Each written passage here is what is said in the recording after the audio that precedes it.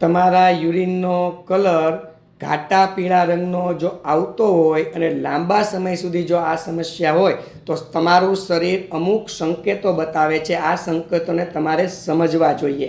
જેમ કે સૌપ્રથમ કે તમે લોકો જો ઓછું પાણી પીતા હશો તો તમારું શરીર ડિહાઇડ્રેશનનો શિકાર થાય છે.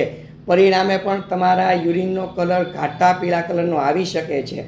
બીજું કે તમને લોકોને જો અમ્લપિત્ત એસિડિટીની સમસ્યા શરીરમાં ઘર કરી ગઈ હોય અને લાંબા સમય સુધી જો અમ્લપિત્તની સમસ્યા શરીરમાં રહેતી હોય તો પણ તમારા યુરિનનો કલર ઘાટા પીળા કલરનો આવી શકે છે.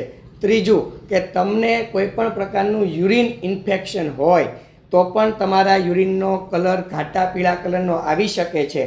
અને ચોથું કે તમને જો કોઈ પણ પ્રકારના કિડની રિલેટેડ સમસ્યા ઊભી થઈ હોય અથવા તો કિડનીમાં પથરીની સમસ્યા થઈ હોય અથવા તો કિડનીમાં કોઈને કોઈ પ્રકારનું ઇન્ફેક્શન થયું હોય તો પણ તમારા શરીરમાં જે યુરિનનો કલર છે એ ઘાટા પીળા કલરનો આવી શકે છે. અને પાંચમું, તમારા શરીરમાં કોઈ પણ પ્રકારના રોગ થયા હોય જેમ કે સામાન્ય તાવ છે કે આ પ્રકારના રોગ થયા હોય તો પણ તમારા શરીરમાં યુરિનનો કલર ઘાટા પીળા કલરનો આવી શકે છે.